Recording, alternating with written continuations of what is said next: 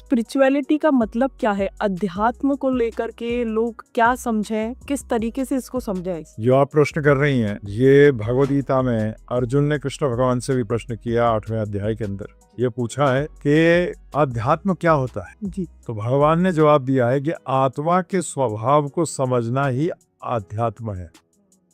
तो जो आज अधिकतर लोग जो समझते हैं, जो माइंड कंट्रोल की बात करते हैं, उनको भी वो अध्यात्म समझते हैं।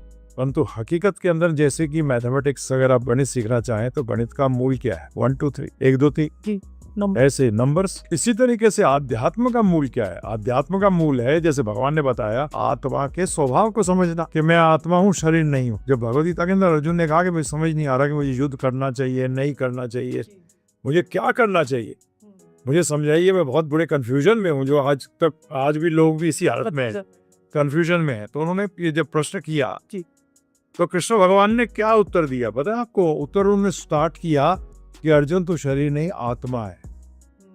उन्होंने समझ गए थे कि ये प्रश्न कर रहा है कि प्रश्न तो सही है, परंतु ये बेसिक्स भूल गया है। तो उनको दोबारा बेसिक्स याद कराए कि तुम आत्मा हो, शरीर नहीं हो, और जब तक कि तुम अपने घर वापस भगवत धाम अर्थात वैकुंठ नहीं पहुंच जाओगे, तब तक अपने पिछले जन्म के कर्मों के अनुसार तुम्हें यही बार बार नए नए शरीर लेने पड़ेंगे। और ये शरीर मनुष्य का भी हो सकता है, जानवर का भी हो सकता है, पेड़ का भी हो सकता है, पक्षी भी हो सकता है, किसी का भी हो सकता है अपने कर्मों के हिसाब से।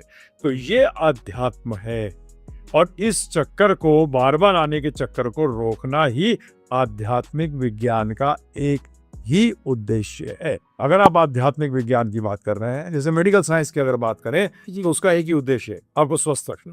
बिल्कुल सही बात। ठीक है जी। तो इसी तरीके से आध्यात्म का उद्देश्य है कि आत्मा को अपने घर वापस पहुंचाना। हम जो आत्मा है उसको वापस घर तक जाना है। घर का मतलब भगवान के घर जाना है, जिसको हम वैकुंठ कहते हैं।